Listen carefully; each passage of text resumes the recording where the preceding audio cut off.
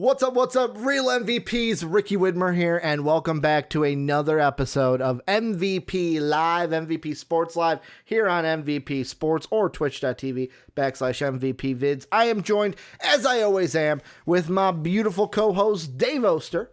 Hey, everybody. And Dave, before the show, I don't care who knows it. I don't care who thinks we should be ashamed for this. Just putting it out there? I'm just putting it out there. Singing a little Shania Twain. Before the show, because how did I put it in your mind? Is it because I said that don't impress me much? Oh, that don't impress. No, did it? No, you said whatever the lead up line is to that, maybe. Wasn't it something with a reason? Like, doesn't she say? I'm looking up the lyrics right now on the show. So you literally said the lyrics out loud, and it was like a "Don't go chasing the waterfalls" moment. It was like he has to know what he's saying, right? Me much lyrics, because it was something with a reason. Let's see. Don't get me wrong. You said don't get me wrong. And I said, oh, yeah, don't get me wrong, but I think you're all right. Because I said, yeah. I say it a lot, though. Don't get me wrong now. Yeah. Don't get me wrong. But I just had to follow through. And Dave, before the show, reminded me how weird that music video is. Her and just like, what? Is it cheetah print or leopard print? I think leopard print. And she's flagging down truckers? Yep. Straight in the desert. Flagging them down. Yeah, we watched that for like 2 minutes. And I'm like, yeah, no. Yeah, for a part, I was like, hey, we should show everyone, remind them. And Dave's like, no, I am not putting that on screen. But I'm good. We got a jam-packed show for you guys, though. We're talking a lot of NBA today. Coaching news going on. We've got a really good series in the Mavericks and the Clippers. Kind of going to look at the Clippers of should they be worried. And then we got some NFL topics to end the show. Before we go into everything, though, quick housekeeping. Let's get it out of the way. First off, if you're not in the MVP Discord, go ahead and join it. YouTube, it's down below. If you're on Twitch, just type !Discord and you could get the link in the Twitch chat. Also, if you're on Twitch, thank you for watching us. Twitch.tv/MVP Vids is where we do MVP Sports Live each and every Monday through Friday. But if you miss a show, you can always catch it on YouTube at MVP Sports.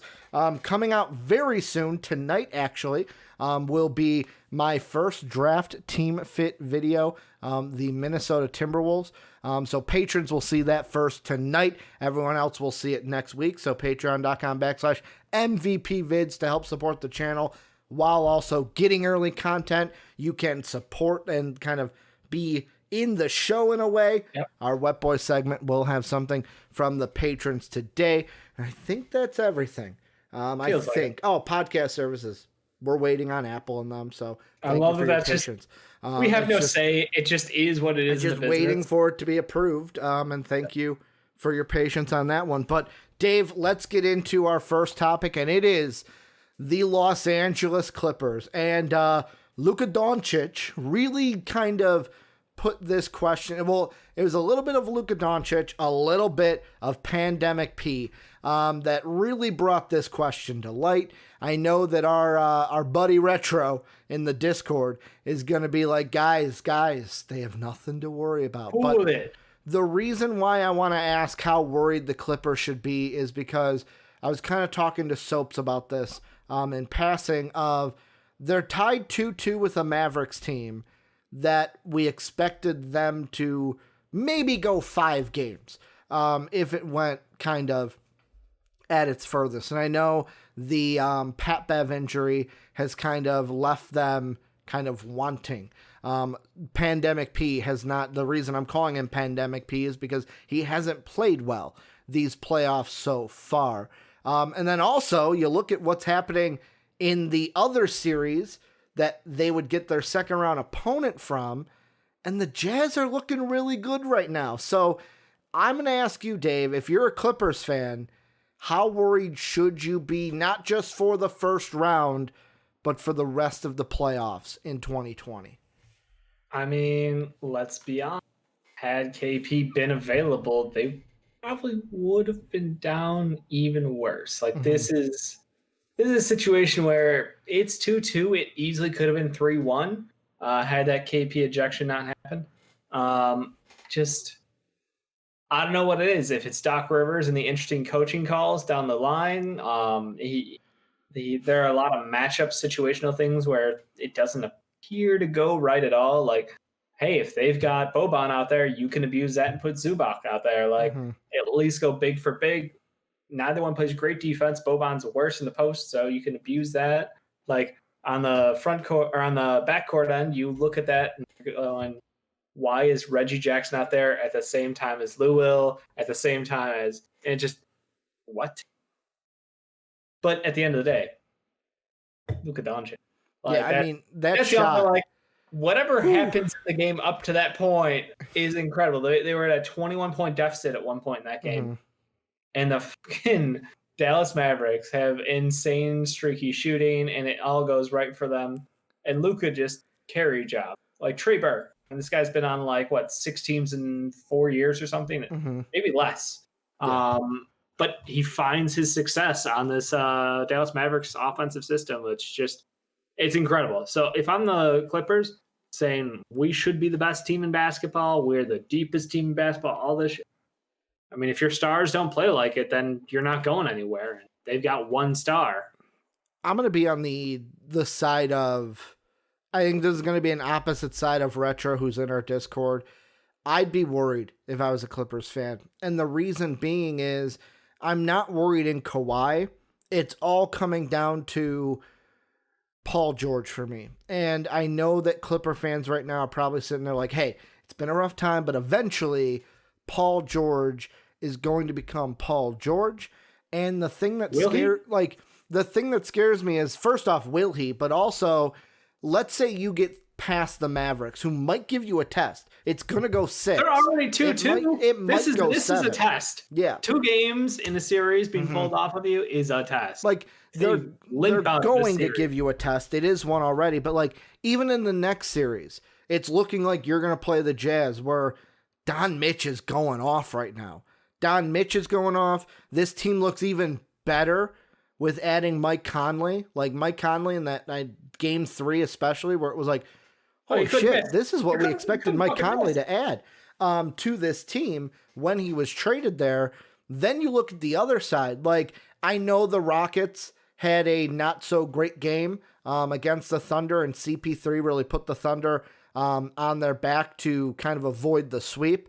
But like, you look at any side. Let's say you do get to the conference finals. If the Lakers continue their play right now, it looks like the Lakers have woken up after a sluggish game 1. But let's say even the Portland Trailblazers, even if they wake up, they're also a team that if Paul George is playing like he is right now, I'd be scared of that team. And then the Rockets also. I mean, I know the Rockets aren't full strength right now, Brody coming off of that injury, but like with Brody and Harden, if I'm a Clipper fan right now, I'm kind of sitting here going, hey, Paul George, when you going to want to play? Because like the big meme going around the Twitter sphere, Dave, is Paul George. It was after the game 3 win.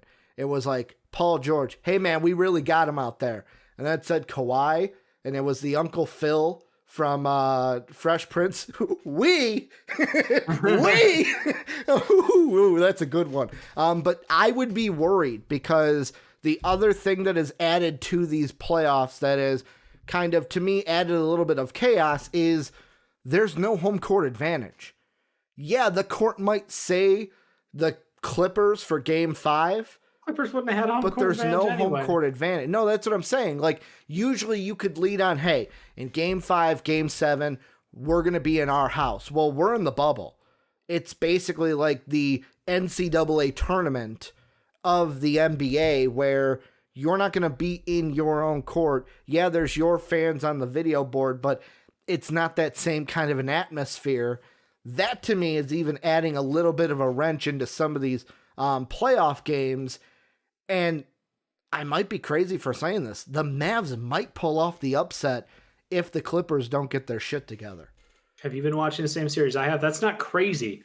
That's literally just saying, this is what's happening. I mean, you crazy. You keep talking about future series. You're like, motherfucker, they might not make it out of this round. There's a very good chance that Luka and KP together knock out the Clippers. Yeah. There's nothing on paper that's saying the Clippers are going to be able to win this series, because right now it looks like a limping Luka Doncic can carry them out of this series. If you add KP back to that team for the next game, who's going to stop him? Mm-hmm. I think the home court point is moot because the Clippers don't have fans anyway, so it didn't matter. Compared to Dallas, you could say that when it's the Lakers, but I could say that about the Clippers. One would be in LA, one game would be in LA, one game would be in and there'd be more Dallas. Lakers fans at that game than Clippers fans. In the Mavericks series. That's what I'm saying. I think there's Clippers fans, Dave. I think there's Clippers fans. There's Clippers fans. Just like there were Blackhawks fans during the time that the Blackhawks won in Chicago. Come on. I'm sorry. No. It is what it is. They're not the beloved team in the city. Mm-hmm. They're the second sons. It's not going to pack the place and make a difference. Kawhi Leonard couldn't give a shit about fans being in the stand. Paul George may need that. That might be something. But on the other hand, Paul George in the playoffs just seems to be a choke artist. So I don't know what to say about what his ideal scenario is. I figured empty gym that we should be getting the best out of these players. There is no Paul distraction. George ever played well in the playoffs? What, the Thunder the 1 year? Was that his only time? Did he have any great playoff performances in the Indy? Lakers? I'm sorry, not the Lakers. He fought the Cavs a couple times, but he notoriously could not take that last shot. Mm-hmm. Because Paul George can't take last shots. Because he was a part of that. He was a part of that Pacer team that had Roy Hibbert. That was the Heat. That was the one, right? I'm thinking of the one where the Heat should have won the game. Roy Hibbert took the last shot. That might have been like the Danny Granger, the end of the Danny Granger years and the start of the Paul George. But he was on that team still, though, right? Maybe. Okay. Maybe. I would have to. But he wasn't a star when LeBron was on the Heat, I think. Mm-hmm. Yeah. But point being, he's gone in playoff series. He's had ranging success with the Pacers, but he could never hit the shot. He went to the Thunder, had one amazing series, or one horrid series, one amazing series. And now this is just disaster territory. So I don't know. It's definitely wild to watch them, but I think you're getting ahead of yourself talking. Well, I would watch out for the next team and this team and that team and the what. You got a 100% laser focus. Doc needs to figure out how to coach a team to play against this Mavs team. This Mavs tempo, the matchups, stopping the shooters. They're going under too many screens. They're giving wide shots. Luka's just a dominant force going downhill in the paint. His body control is insane. The step backs. I mean, he's lethal from fucking it. We could just gush about Luka for 40 minutes. That's not what these people want to see. I mean, I'll spoil it. We're going to be gushing about Luka later in the show. But for me, that's the reason, why I bring up the future opponents is exactly what you said, though, where it's when we came into our predictions, it was well, the Mavs should give them some, they might win a game, but the Clippers should get by. Oh, the Nuggets, they should get by the Jazz, but they're a regular season team and they can't beat the Clippers. And it's just the Nuggets are proving us wrong around early. Yeah, they're proving us credit. The Jazz are basically saying you didn't give us enough credit to beat this Nuggets team. But yeah, it's just this Clippers road, if they're going to reach the finals, might be a harder road. It ain't no cakewalk. Yeah, it might be harder than we thought because we thought it might be a cakewalk, except for maybe the conference finals with LeBron. But again, I think it's the on paper thing that fucks with us. Yeah. Well, we talked about this before the season started. We're on paper, the 76ers have a great roster. Yeah. When it comes to in-game impact and how they work together, we see the struggles. You don't know it until you see it. And one of the problems with this Clippers team is they weren't healthy all at the same time the whole year. They made the late season additions in Marukes Morris and Reggie Jackson. They've had guys in and out of their lineup between Paul George, Kawhi Leonard, Trez, Lou Will. Now, obviously, the point guard, I can't remember. Pepev, thank you. So it's maybe it's just we haven't seen them together enough. We didn't see the cracks in the armor. So this is really illuminating as a fan of the game, just to watch the style matchup. And, how is Doc going to outcoach Carlisle? Because just the offensive talent and the ability to score at will, seemingly, versus a team on the Clippers who we thought had the two best wing defenders and one of the best guard defenders in the NBA. And they just don't have an answer yet. And the one thing I thought about asking the question, but I won't because it's getting ahead of ourselves. The one thing I will say, though, is if they do, let's say they do lose to the Mavs in the first round, all of next year will basically be, oh, this is a must win for the Clippers because Kawhi's leaving. I'm telling you, like, if they don't win, Kawhi's leaving. If they don't win this year or next year and they got bounced in the first round, you're right. Kawhi's probably, hey, I'm going, I'll go somewhere else and play. If they lose in this round right now, for the next 8 months, it's Kawhi's leaving this team. Where's he going? That's the conversation starts the second, the minute after they lose. But I'll ask you this then. I don't disagree with you. ESPN will run with that because it'll bring in content. But and plus you get Stephen A. and Max yelling at each other about where is he going. Kawhi should have never left the Raptors. Clearly. The thing I'll ask you is, let's say they get bounced in the first round right now. Yeah.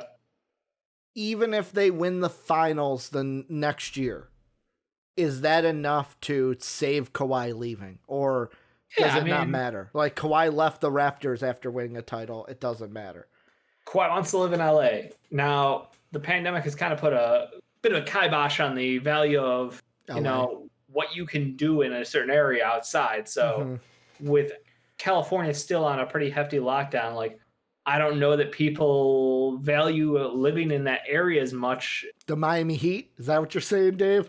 Miami? Pretty open. to their detriment, they are open. Not saying it's a good thing. I'm just saying they're open. Jimmy Butler was his first choice for a pairing. Yeah. So I'm saying if Giannis won't come, Jimmy Butler and Kawhi in Miami. If Giannis won't come, maybe Kawhi will.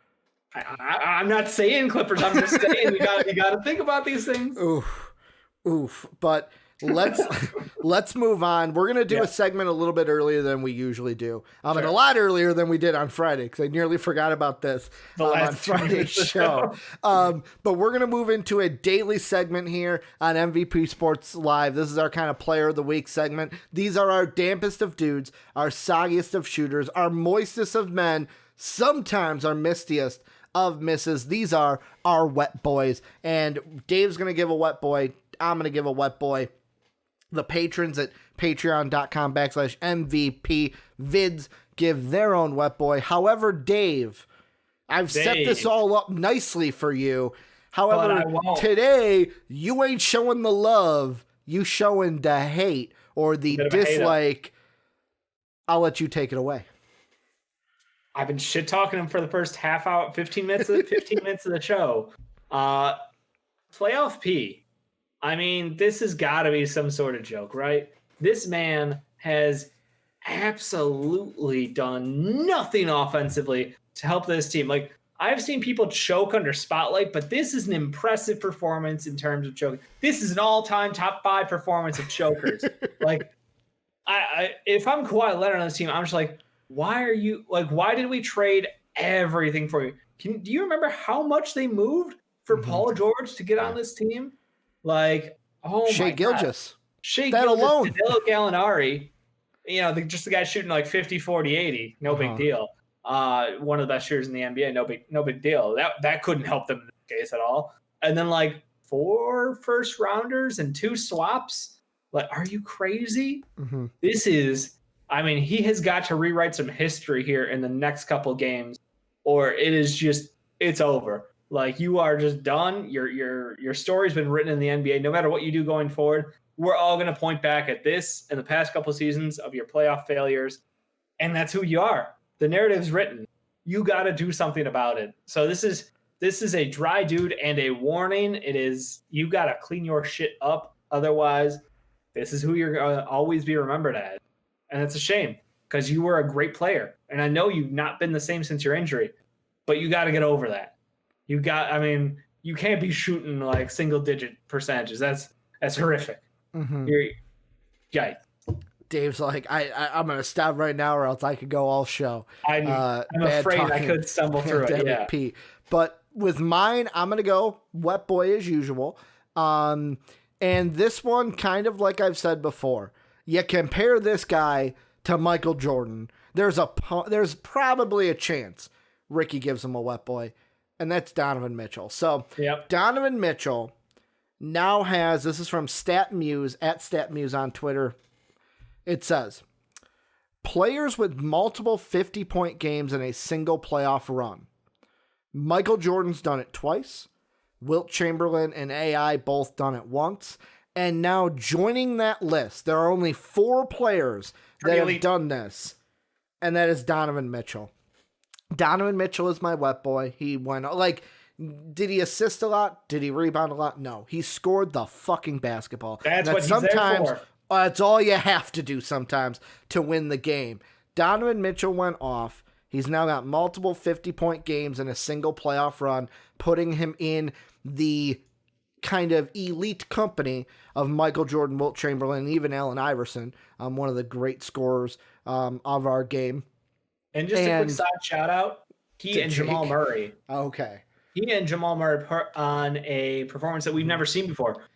Jamal Murray had 50-some points and lost. It was a dueling 50-point plus performance. Jamal Murray had 50. He had 50. Never been done before in the playoffs. Yeah. We're literally witnessing history. I mean, and these are 2 young guns out there. And Jamal Murray, someone who hottest to hots, coldest to colds in the same series. Well, game 1 to game 2, we saw that just out in front of us. Credit to both these young kids. They're putting on amazing performances. The Donovan Mitchell, Devin Booker shit, which seemingly never dies. The comparisons between, I was going to say, giving love to our boy Jake, who after this happened has just been spitting straight fire against Devin Booker. It's hard to argue with playoff performance. This is an all-time series for Donovan Mitchell, and I'm glad to give him credit. And the last guy that our patrons are giving credit to, I'm glad that they went ahead and did the obvious, because otherwise I would have had to give him credit, because there was no way he was not going to be. I don't know. I can't think of anybody who hasn't been recognized yet on the show. I mean, I figure we covered them all.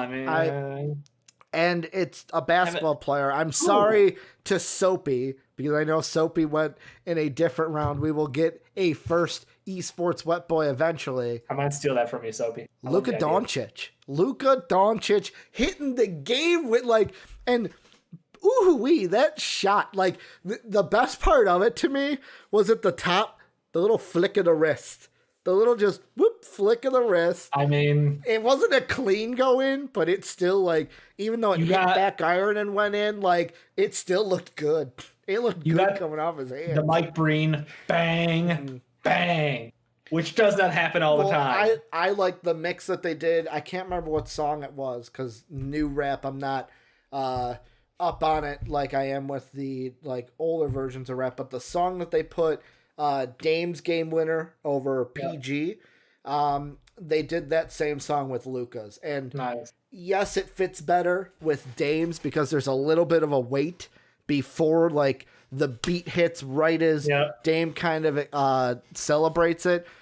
Yeah, Luka's celebrating it before it goes in, but it was nice to see. He knew. And here's the question I want to ask you with Luka, Dave, because we had this conversation between some of the patrons and I. Yeah. If Luka wins this series, does it solidify him as, I think what was thrown out there was, top 7? I think Jake said it on Twitter, was if he wins this series, is Luka solidified as top 7 in the NBA right now? He's top 5 right now. What the fuck are you talking about? With a win, without a win, doesn't matter. Now. Okay. Did you see what he did? Who's your 5? Who's your 5? Putting you on the spot. If you're saying he's top 5, who's your 5? No order. No order, just who's your 5? Giannis, LeBron James, James Harden, Luka Doncic, and Kawhi Leonard. All right. I can respect that. I understand the Steph and KD. I'll get hate for not including them, but look, y'all both injured. Steph is the biggest snub. Y'all both injured. Yeah, this year it's okay to leave them off because they were injured all year. But if Steph's injured every year. Yeah, but if Steph, let's say healthy Steph, turning injuries off, does Steph crack that list then? Well, turning injuries off, a lot of things change. Okay. Is there anyone else that you left what makes off LeBron James so important? Turning injuries off is what gives you the context for why LeBron James is the second greatest player to ever play basketball. Mm-hmm. Because he's done it for so long, and he's been healthy for everything but a single stretch of his career. And that it's honestly that's why the old hack term of, the best ability is availability. Mm-hmm. And that's why I got Luke out there, hurt, playing through it, winning games, dropping threes. He does it all. This guy, what turn off injuries? What is this, 2K20? Yeah, seriously. But like, gotta pay some VC for that, I'm sure. I think Steph would be the biggest snub out of that. But yeah, Luka to me, top 10. Because here's the thing that brought it up was I saw on Twitter, one of our old patrons, Christian, love you, Christian. Basically, the thing I didn't get is here. I'll pull up my Twitter to get the full kind of tweet, so you have the full context of it. I'm gonna give a shout out to the TNT crew. Shaq was doing some major league hating. You right? A hater's ball of shit talking Luka Doncic because he just tries to go unimpressed throughout. Because the only two other people who've had performances similar to the 40 plus points, 15 plus rebounds, 10 plus assists are the O-Dog and Sir Charles. And of course, when you're sitting 15 feet from Charles Barkley, you're not going to give that any credibility. You're going to talk shit. Was he the best player in basketball? No, well, then I don't care. Like, oh, get the fuck out of here. Like, he had a game of all games here, and you're just Shaq just trying to bring him down a notch. So I didn't appreciate it, Shaq. So here's the tweet. It said, Luka is that dude, already better than Zion, and is top 10 in my opinion. My thought process, and better than Zion, you mean the worst defender in the NBA, someone who has been overhyped and underperformed given the fact he can't get his fat ass in shape? Here's what I said, Dave, because I quoted it and gave my thought. I'm like, a little over the top right now. Like, here's my problem with that. Luka's damn good. I'll read exactly what I put. Luka is damn good.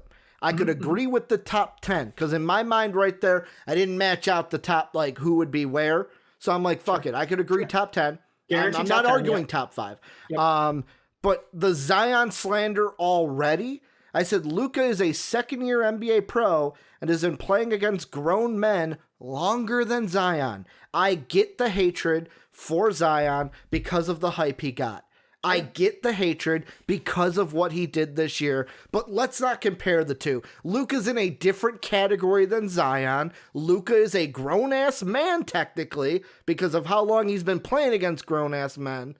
Zion is still a kid right now. He's a rook. He just went through his first year. Like, that is to me where it's like, let's keep the Zion, let's be happy for Luka. To be fair, Luka's rookie year stats so dumpster.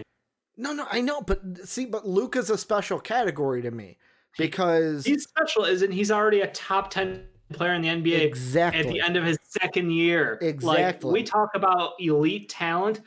We've never seen anything like this. He is in the same category as LeBron James' second year performance. Like, he is in that kind of category. He is that good. And I don't get it because I don't feel like people that hype up Zion are trying to say that Zion and Luka never get compared. Zion's in his own universe as far as athletics. But to me, it's just like, hey, let's be happy for Luka. Let's be happy for Luka, but can we keep the Zion slander out of my Luka praise here? That's all I was getting to with that. People love to do comparisons, and I'm surprised they even bring up the fact of Ja, like the rookie of the year getting snubbed in that comparison. Yeah. Let's move on, though. We got some coaching news. The big one, we talked about it last week. Ding dong, the witch is dead, Dave. The witch is dead. Ring the bell. Finally, ring the bell. Ring all the bells. Because Brett Brown has been fired from the Philadelphia 76ers. I feel like this should have been 3 years ago. Because that feels like how long I've been saying You've been fire Brett Brown. Since day one, and I want to give you the credit for that, Ricky, because you were ahead of the game when it comes to acknowledging that Brett Brown is a great coach to start a team with, but not a coach who can get you over the hump. You recognize that before Jake was willing to admit, before I was willing to admit it, even before Sean. Like, all of us were just like, give him some time, maybe he can figure it out. Like, he's from the pop tree, maybe he'll get no. He just no. So here's the question with that. Where do they go? Now that it has happened, it looks like more is coming. It looks like Elton Brand might stay on, but there might be some front office changes. And the thing I want to say before I ask you the question is, as Jake in the Discord, Sixer fan, was throwing in these tweets and updates, Yeah. The thing I was thinking is like, you know what? I'm happy for Sixer fans because I was there not even a couple months ago. Weeks. Weeks on the coaching front, months ago on the front office front, where I never thought Paxton and Garforma will get fired. I never thought that would happen. Boylan, I knew it had to happen sooner or later. But Foreman and Paxton, I was like, man, Garpax ain't getting fired anytime soon. And when they were, I was ecstatic. So to see some happiness in the Sixers and their fan base, like finally some meaningful changes. It's not just going to be like, I think it was Colin Cowherd said today on his show, is Brett Brown going to be the scapegoat for the Sixers chemistry issues? Yeah. No, that ain't going to be it. They're going to make some front office changes. But the thing I got to ask you is, who's the guy they go after? Who is the next best coach that the Sixers could have, and who should be their hire? Now, I'm just going to acknowledge that in our Discord, there was a drop of Ty Lue's name, and there were reports and tweets of Ty Lue and the Sixers connection. So I want to start with that. I agree with Pat Hill, though, in Twitch chat. Why would they go for Ty Lue? He's not a coach. He's a babysitter. He is a player's coach, which is like an asterisk next to a babysitter.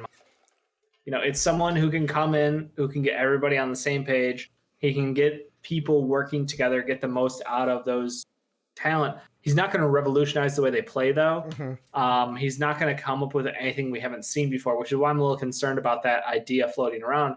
Because I think you can't run the same old NBA offense with the talent they've got. Mm-hmm. You got unique pieces, and you need to have a coach who can find a way to build around them. And that's the problem. You know, Brett Brown can't coach a traditional, or he can only coach a traditional offense. Yeah. He could not find a way to use Ben Simmons and Joel Embiid, two of the best prospects that we've seen in the last decade, come out, and he can't find a way to make the blocks fit together, and that's the problem. So I think there's personality issues going on in the locker room and the front office, and I think if you're trying to solve the locker room one, Ty Lue is the right guy.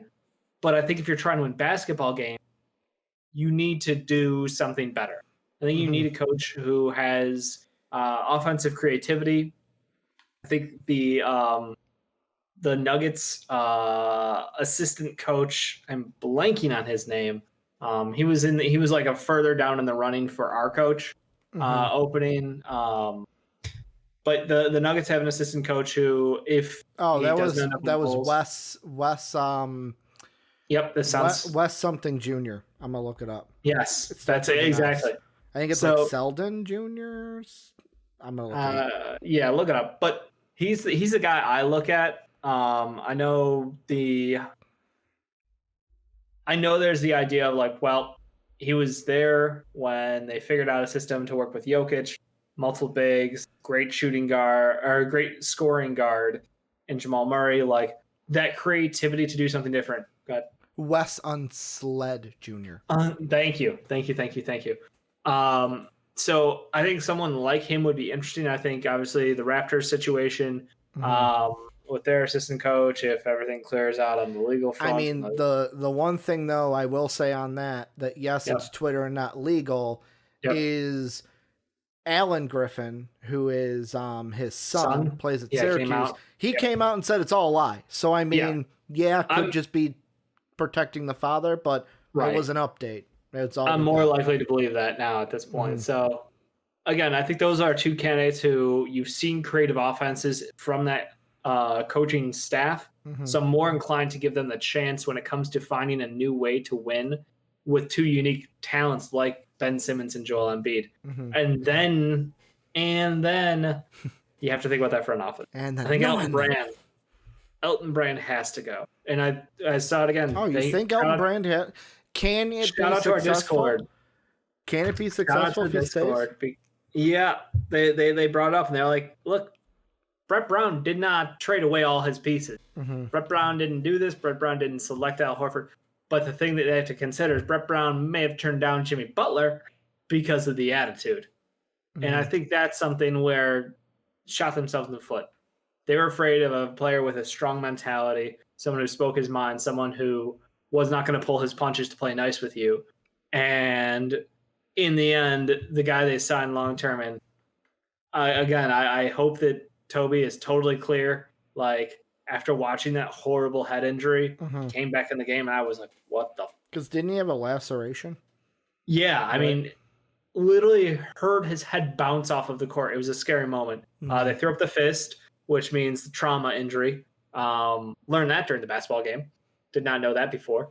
But yeah, scary injury, bleeding on the court from his head. Apparently, it was just a cut. Came back. He was having a good game. Came back. I mean, it was just, yeah, wow. But the contract, not so hot for the Sixers long term. Al Horford contract, they literally hired the man because Joel Embiid couldn't beat him. Guess what? That doesn't mean he plays great alongside him. In theory, it meant it. There were a lot of positives when that was signed, but I think a lot of Sixers fans and people on the outside were talking themselves into that contract more than celebrating that they got the player himself. Yeah. So I think the front office, you have to move on from Elton Brand. He's done nothing but empty out the war chest from Sam Hinkie that was set up in his place. So I look at this as you got a couple options. You can either move pieces off this team to try to get rid of those contracts. You're going to have to give up a lot of capital to do that. Or you try to find a coach who can figure out how to fit those pieces together. I'm going to say, and this is going to sound crazy. Yep. The Sixers are in the same exact spot the Warriors were at when they fired Mark Jackson. And I say that the only difference is there's no Steve Kerr out there. And the reason why I say that is we never knew that when Kerr was hired by the Warriors, we didn't know Clay was going to be what he was. We didn't know Steph was going to be what he was. We didn't even know Draymond existed. Yeah, we didn't even know he existed. 3 minutes a game. And the thing that's different is the 76ers know what they have. And it all comes down to Ben and Joe. And they need, in my mind, they need a coach that is going to be kind of what you said, the player's coach, but they need somebody who is going to be a motivator and somebody that is going to be an ally for Joel Embiid. Because when I say this, Joel Embiid is not the problem here. Ben Simmons, I think, is the problem in this front. And it's not a trade Ben Simmons talk. That's not what I'm having. But they need somebody that is basically going to rally the troops and get them up for games. Because Joel Embiid, to me, doesn't have a problem with that. Joe can get up for games. Ben Simmons, though, I've kind of had the thought process of watching him to where it looks like, does he even care about this game right now? Like, does that was the knock on him in college. Like, it's just nah kind of a thing. He's got that Jay Cutler demeanor of like, and I don't know. I'm not trying, but it I'm doesn't not in the locker room with him. I'm not in the locker room with him. So maybe I'm wrong here, but to me, I would look back and I would go, okay, what problems was Jimmy Butler saying this team had? We need a coach that can remedy those. Well, no. Because you brought in so many different pieces. What I'm saying is, though, like, what were Jimmy's problems with the core of this team? I'm saying, like, were there any problems that Jimmy brought up that we can say link back to Joe and Ben? And if that is true, we need a coach that can come in here and it's not going to be something like fix it completely, but someone that can counteract it. If you need a coach to be like the motivator to get Ben up to play like the top player he is, I mean, it could be. And that's why I'm not saying like Ty Lue is an idiotic choice. I think that with me, I kind of look at, I can never say his name right, so I'm not even going to try. But the Sixers have an assistant coach that's being looked at by other teams, the Bulls being one of them. And, like, I remember talking to Jake once, and he's like, yeah, I kind of want them to just give him a try. See what he can do with it. Because there's a reason why he's being looked at by other teams. Is that Udoka? Yes, yeah. I can never say his name right, so I just never say his name. Yeah. But, yeah, that's who it is, where why not giving him a chance? Or is the answer go outside the organization because he was technically under Brett Brown? I think he's known for his defense. and schemes. So I don't know if that's necessarily, again, the Sixers weren't a bad defensive team. I think they were quite a good one when they had multiple people together out there, but their problem lies in their lack of offensive systems. So they need. I feel their best way to win games is to pick up a coach with some offensive creativity out there. And again, it's almost tragic that their best player, according to some, is Joel Embiid, in a position where most successful big men are not able to lead their team to a championship. You know, we're watching a completely guard and wing driven league at this point in the NBA. And the bigs who are special we're talking Nikola Jokic, a team who is struggling right now in the playoffs because he doesn't have that consistent number 2 out there. Jamal Murray is, what we talked about. He's insanely hot, then he's cold. They don't have consistent wing help out there. You look at Cat, the man refuses to play defense and loves to play Fortnite. So he's clearly got some issues to work on. Anthony Davis is the unique case of he's playing next to LeBron James, so there's a good chance that'll just work because LeBron James. Outside of that, like you think about the elite bigs in the league, and well, KP is working with Luka, and KP is a different kind of big than Joel Embiid is, and that's the thing. Like, can a team win a championship with Joel Embiid as the best player? Let me throw out this name then, and I just want to get your thought on it, because to me, this is a guy. The last 2 stops he's had as a head coach has been able to make some success on one team. It was a lot more success than the other one, while having a big be one of their best players. If he's interested in coming back to coach, should Stan Van be in the running? Because the reason why I had this thought is I was talking to Philly Sean, another Sixer fan, and he's like, we just need to put shooters around Joel Embiid. And I was like, I think there's a coach that did that before. Yeah. I think he did that in Orlando with Dwight Howard. And I was like, why not Stan Van then? He's sitting there not doing anything. Like, he's got a Twitter account, and it's a good Twitter account. Soapy loves to talk about it. Stan Van, But could Stan Van work in Philly? I think Stan Van actually could. Just don't give him front office control too. Which you wouldn't. I wouldn't. No one should. But it could happen. That's why I'm saying it out loud. I'm putting it on the record, Ricky. Yeah. I'm just putting it on the record. Part of me is like, people would do that? People did do. So I think Stan Van Gundy, he's had mixed levels of success. But you're right. He worked with Andre Drummond. He worked with Dwight Howard. Obviously, Dwight Howard was a different kind of beast at the time.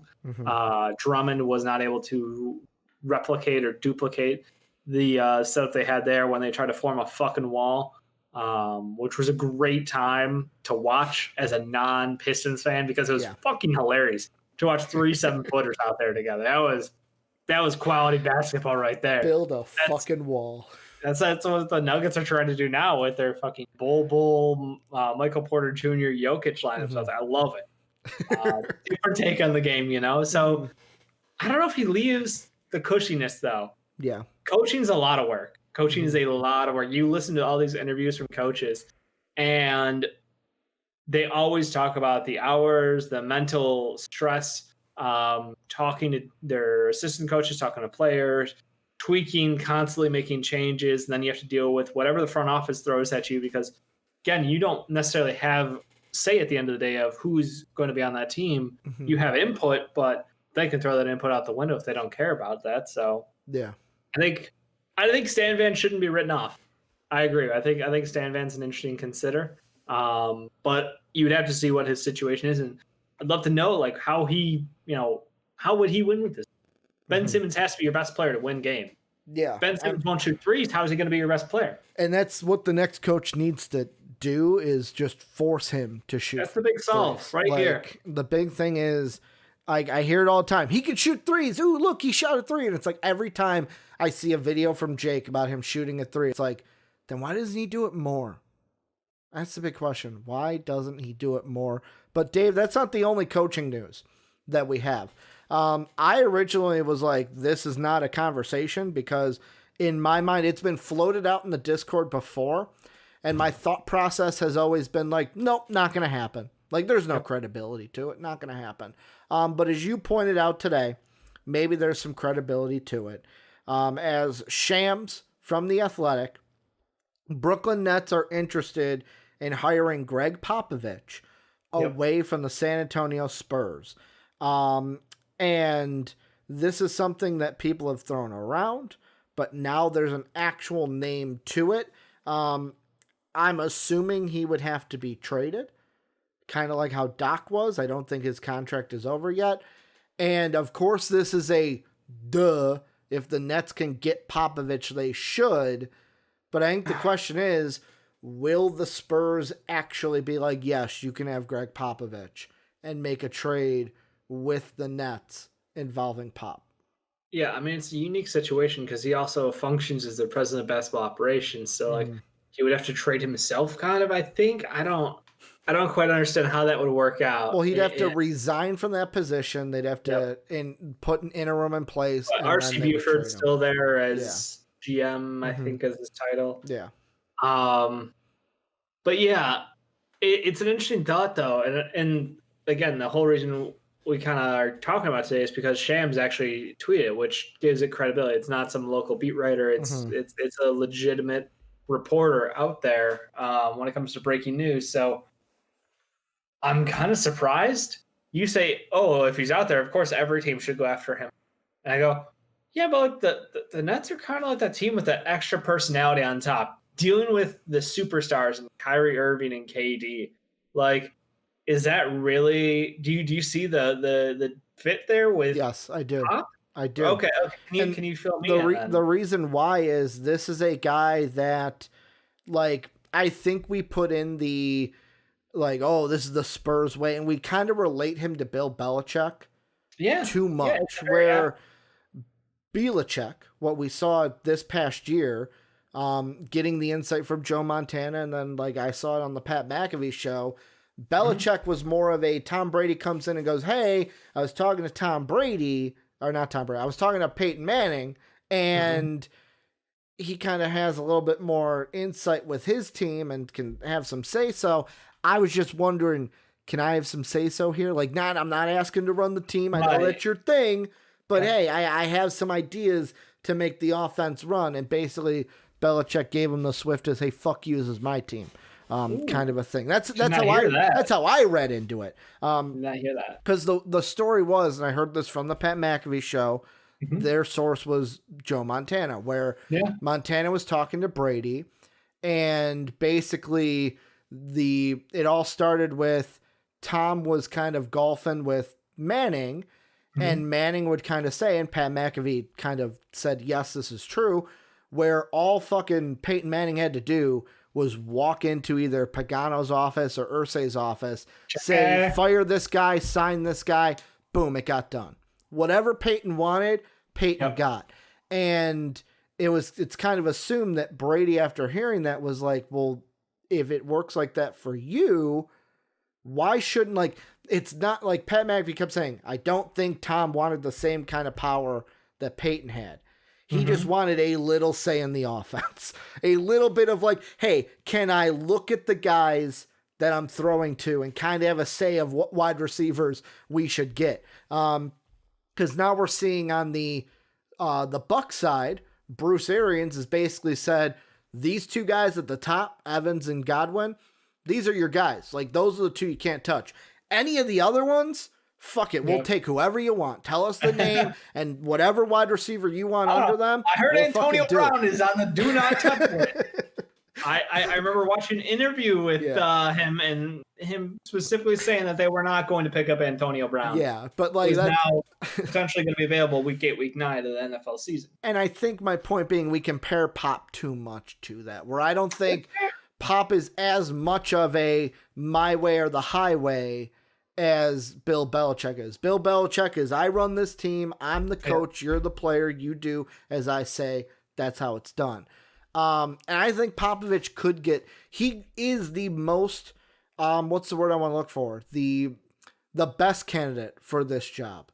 The right candidate, because the only way you're winning a championship in Brooklyn is if you get KD and Kyrie to mesh together. And I'm not worried so much about KD. I'm worried about Kyrie. Okay. Because we thought Kyrie was going to do great things in Boston. We really did. We saw what kind of mapped out to Stevens had his plan. This is my system. This is how you fit into it. And Kyrie was like, nah, brah, that's not how I fit into it. Now, injuries played into it also. The young team kind of passed Kyrie by.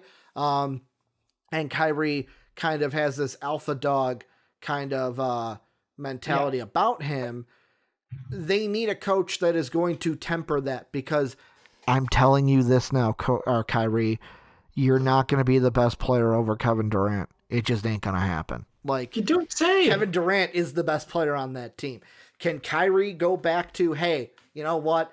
I'll go back to how I was with LeBron. LeBron was the best on that team. Or is he going to have an alpha dog kind of syndrome?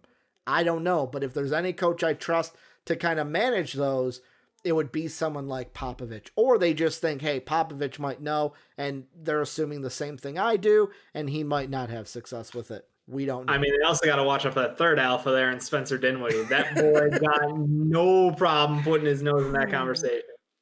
I love him. Love Karras. That team. Wasn't he already talking like reporting trades after the draft lottery? Oh, yeah. He covered the first couple picks of the NBA draft during the draft lottery. It was fantastic. So shout out to Spencer. That man's leagues ahead of the NBA as far as how to get out there and social, how to get his brand out there. He's a genius. He's such a smart guy. So shout out to him. But yeah, no, it's like the more I think about it, I'm like, yeah, I think Pop could do some good things with this team. And I think that him kind of as their centerpiece to kind of galvanize the team together at, like, he could absolutely do that for them. It comes into the question of like Pop's coach stars. Again, they got, the Olympics too. I didn't bring that up. He has worked with stars in the Olympics. True. They've got that chemistry already laid down from the Olympics. But he's worked with stars. He's worked with stars on his own team. He knows what it takes to win championship. He knows what it takes to compete.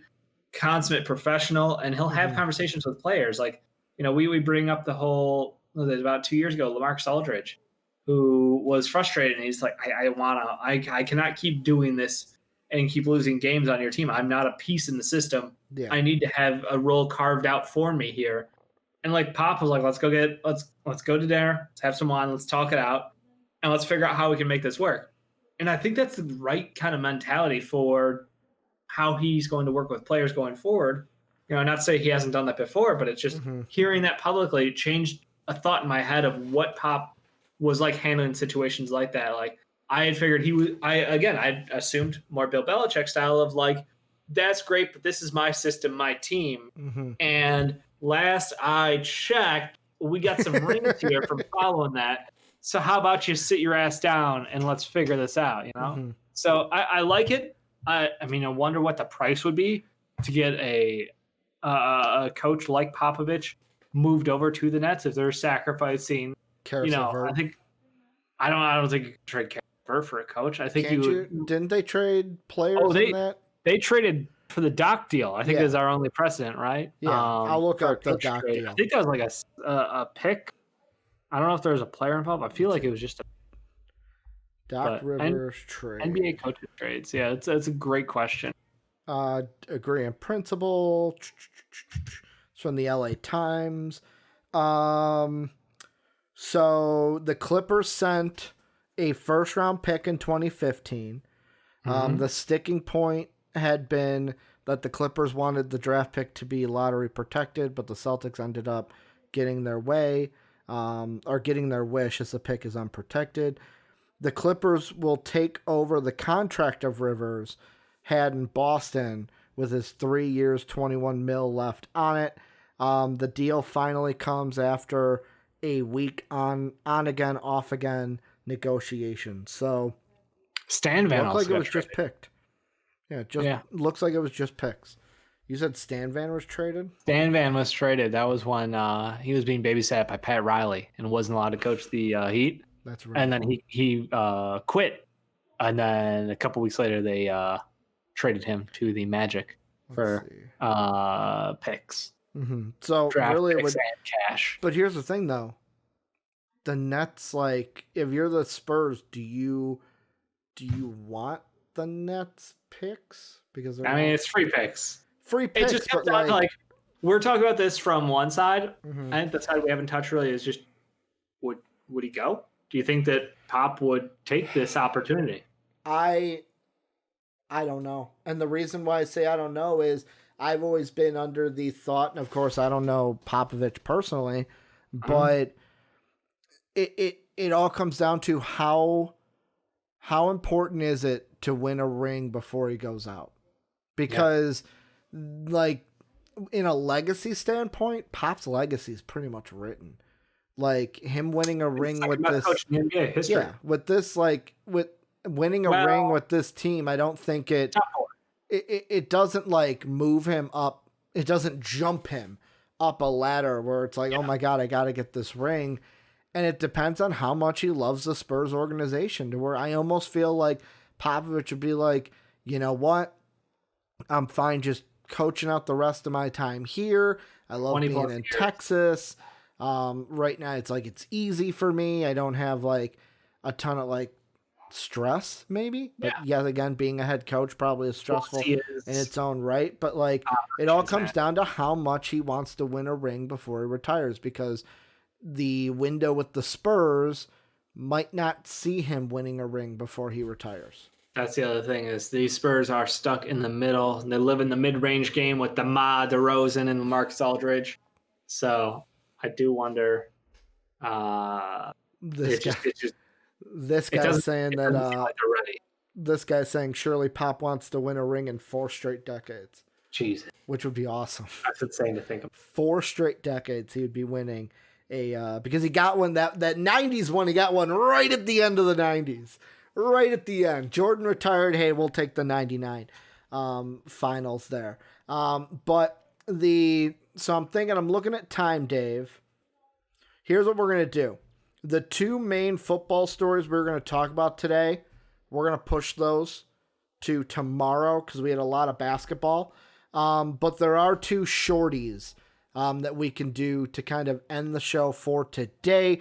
One of them being the daily stupid COVID news, but this time it's not it's kind of in college football, but it's not really just college football. The first thing I want to ask you about is, and the only reason I bring it up is, so you had mentioned this before in passing in the Discord.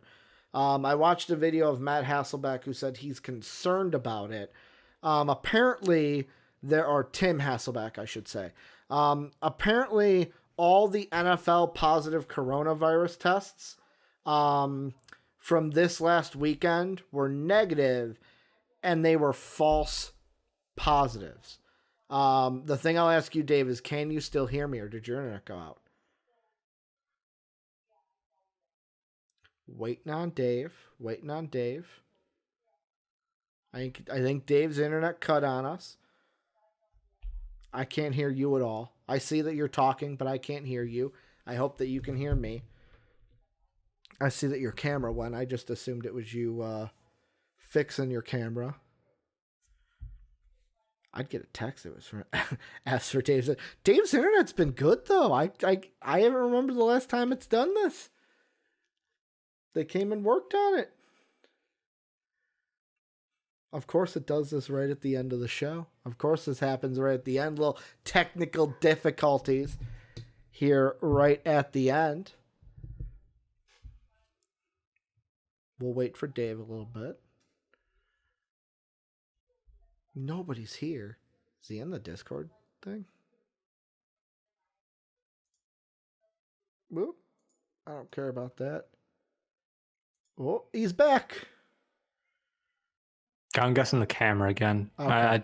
I have no internet loss at all. Okay. Nope. I didn't know if you could hear me. That's why I was like, I didn't want to have like I ask you a question. And it's like, nope. Dave couldn't even hear me.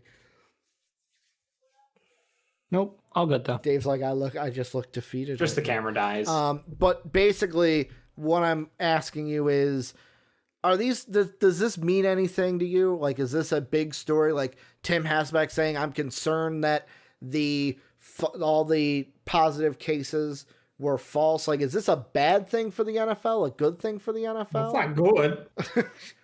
Like It's not good, I but, saw things on Twitter when Shefty had a tweet that was basically like showing off the numbers for the NFL, and the numbers that Shefty had on his Twitter were tests from August 12th to August 20th.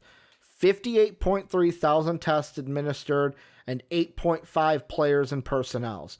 23.2 tests administered to players, 35.1 to personnel, 0 positive tests among players, 6 new confirmed positives among personnels, and pretty much the number one, the Stephen A. burner is the top reply. And it's the shocked Stephen A. face, and it says, Goodell W? Like a good thing for Goodell here? Let's not get carried away, people. Like, are we getting carried away with this? Once these teams start traveling, we will see. I'm not saying it's impossible. I'm just saying I'm not expecting a full season to continue and exact weeks the way we expect them for every team. Yeah. The only thing I think there's going to be a lot of missed players. The other thing that I kind of look at is too of like the false positive thing. It's like, yeah, but how do we correct that? How do we make? I'm not a scientist. I don't know how that works. So I'm probably not the right one to mention this. But like, is there a way we get it to where we don't get a false positive? Because that's the whole point of a false positive. Yeah, like I don't know. That's why false positives exist, because you can't. Like, to me, it's like I'm worried about the football season still. I still am. The other thing that is just pure stupidity to end the show, Dave. Dolphins and University of Miami to allow fans at home openers. Oh yeah, I heard that. Deemed risky. So this is from the Associated Press. Reading it through ESPN. The Miami Dolphins will allow up to 13,000 socially distanced fans to attend their home opener against the Buffalo Bills on September 20th, a decision that divided political leaders and upset the visiting coach. The same plan will be followed by the University of Miami's home opener against UAB at the Dolphins Stadium on September 10th. Crowd size will be about 20% of the stadium's 65.3 seat capacity, 65.3 thousand seat capacity, with the limitations imposed because of coronavirus pandemic. Groups of spectators will be spaced 6 feet apart. Why does Florida got to do? Why does Florida have to be Florida, Dave? I wish I had an answer. Why do they have to be Florida? Florida Man exists for a reason. Like there's a reason it's memed to death. There's a reason it has its own subreddit, its own content. It's just they don't get it. They seem to be so ignorant that they're fearless, which is almost a superpower at this point. Yeah. Because everywhere you look, there's the numbers around it. You can see exactly what level's going on, except for the fact that they're misreporting things down there, which is a whole nother problem. Yeah. But I don't have enough time to go into the levels of stupid that just exists down there. I feel sorry for you. Same people in Florida, keep safe. Yeah. That's really it. Don't go to Miami's home opener. I will tell you that. Just don't go to Miami. Just don't go. Stay clear of Florida. I mean, if you live in Florida, like stay clear of Florida still. Stay clear of Florida. That's the best health information I can give you. The other whack job news that I heard over the weekend that I forgot to put on the show, but I'll mention it, is apparently the AD of Nebraska, one of the only coaches that was against the Big Ten's decision, said that, there were several of us, Ohio State, Penn State, Michigan's AD, that all wanted to play football, and this is a travesty, and that they're going against what the majority want. And it's like, reading the article, I was like, hey, guy, just because you're so hard-headed that you would rather play football than keep your athletes safe, Ohio State, Michigan, and Penn State might have been like, at first, hey, we would really like to play. Then while discussions happened, might have been like, oh, okay, you're right. We probably shouldn't play. This is just something to me that came up because he's upset that Nebraska will have to play its own football season or can't play its full football season. And it's just like, dude, just face it. The football season is dead for the fall. He's an It's AD. dead. He's doing his job because he shouldn't have a job if there are no sports. Yeah. So all Good the point. money that's Good supposed to point. come in for winning, 6 games a year for the Nebraska team, like they're not getting it this year. Yeah. They're just not getting, unless it's out of the kindness of those donators' hearts. And I somehow, but I just, again, sports are not everything, people. There are so many things more important in life, including staying healthy, including your life. Period. Living is pretty important. No long-term consequences from living and missing a year of sports. That's not going to hurt. I get it. You're going to lose a couple million. That's like that's okay. My mom keeps like anything with like the pandemic. It's like stuff comes up and that's like, oh, those are your two choices. Is it better than living? Whichever choice means you live, that's the one I'm going to go with. Mask good, people. Mask good. Wear mask. Mask good. To most people, that's a pretty easy situation. But there are some mask bad people out there, as Sophie would say. You gotta say, mask bad. Mask bad. But that's gonna do it for MVP Sports Live. I hope you guys enjoyed the show. Make sure to join the Discord, link down below, or if you're in Twitch, just ! Discord. We'll bring up the link for you. Make sure to check out our Patreon, patreon.com/MVPvids to help support the channel. If you're on Twitch, you can always, if you miss a show, it's on YouTube, so you can watch it there. And if you're on YouTube, you can always catch the show live around 4:30 Central Time each and every Monday through Friday. I want to thank you guys for watching. Games Live is coming up next with Soapy and myself. And as always, have a good day, everybody. Thanks, this guy.